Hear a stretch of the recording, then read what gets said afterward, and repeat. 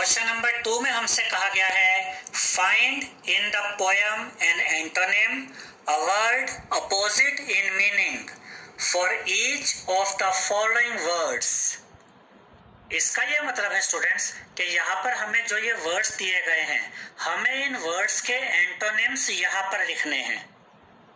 Antonym का मतलब होता है अपोजिट मीनिंग वाला वर्ड, और इन वर्ड्स के जो एंटोनिम्स हमें यहाँ पर लिखने हैं वो एंटोनिम्स हमें पोयम में से लेने हैं, यानी कि पोयम में इन वर्ड्स के एंटोनिम्स दिए गए हैं।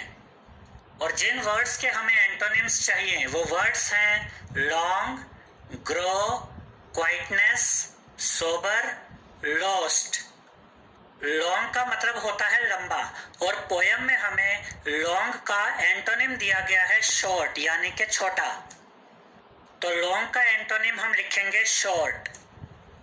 ग्रो का मतलब होता है बढ़ना, और पोयम में हमें ग्रो का एंटोनिम दिया गया है कट। कट यानी कि काटना, छोटा करना, तो ग्रो का एंटोनिम हम लिखेंगे कट। क्वाइटनेस का मतलब होता है शांति, और पोयम में हमें क्वाइटनेस का एंटोनिम दिया गया है डिस्टरबेंस। डिस्टरबेंस यानी कि शोर, तो क्वाइटनेस का एंटोनिम हम लिखेंगे डिस्टरबेंस। सोबर का मतलब होता है साधारण। पोयम में हमें सोबर का एंटोनिम दिया गया है फैंटास्टिक। फैंटास्टिक यानी कि विचित्र, कलरफुल, रंग बिरंगा, और सोबर यानी कि साधारण, तो सोबर का एंटोनिम हम लिखेंगे फैंटास्टिक। लॉस्ट का मतलब होता है खोना, और पोयम में हमें लॉस्ट का एंटोनिम दिया गया है फाइंड। फाइंड का मतलब होता है पाना, तो लॉस्ट का एंटोनिम हम लिखेंगे फाइंड। क्वेश्चन नंबर 3 में हमसे कहा गया है find in the poem lines that match the following. इसका ये मतलब है स्टूडेंट्स कि यहाँ पर हमें कुछ लाइंस दी गई हैं और हमें पोयम में से ऐसी लाइंस को सेलेक्ट करना है जो इन लाइंस के साथ मैच होती हैं। और उसके बाद हमसे कहा गया है read both one after the other, और फिर हमें दोनों लाइंस को पढ़ना है। और यहाँ पर जो लाइंस हमें दी गई हैं वो है the rebel refuses to cut his hair, he says cats are better, he recommends dogs, he is unhappy because there is no sun, he is noisy on purpose। तो फर्स्ट लाइन हमें दी गई है the rebel refuses to cut his hair, यानी कि rebel अपने बालों को काटने से मना कर देता है। अब पोयम में ऐसी कौन सी लाइन है स्टूडेंट्स जो इस लाइन के साथ मैच होती है? तो वो लाइन है the rebel lets his hair grow long. ये लाइन पोयम में से है और इस लाइन के साथ मैच होती है। इन दोनों लाइंस का एक ही मतलब है। इस लाइन का मतलब है कि रेबल अपने बालों को काटने से मना कर देता है, और इस लाइन का मतलब है कि रेबल अपने बालों को बढ़ने देता है।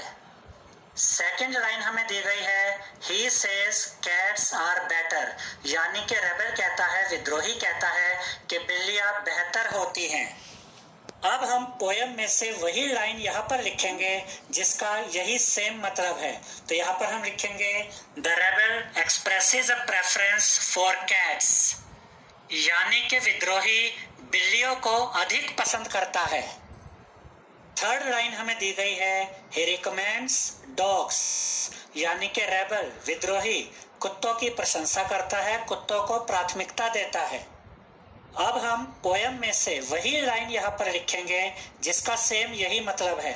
तो यहाँ पर हम लिखेंगे the rebel puts in a good word for dogs, यानी कि रेबल विद्रोही कुत्तों की प्रशंसा करता है।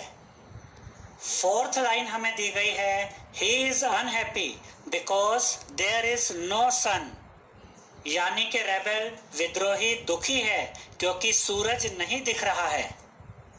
अब हम पोयम में से वही लाइन यहाँ पर लिखेंगे जिसका सेम यही मतलब है। तो यहाँ पर हम लिखेंगे the rebel regrets the absence of sun. Regret का मतलब होता है अफसोस करना, यानी कि रेबल विद्रोही सूरज के ना होने का अफसोस करता है। फिफ्थ लाइन हमें दी गई है, he is noisy on purpose, यानी कि रेबल विद्रोही जानबूझकर शोर मचाता है। अब हम पोयम में से वो लाइन यहाँ पर लिखेंगे जिसका सेम यही मतलब है।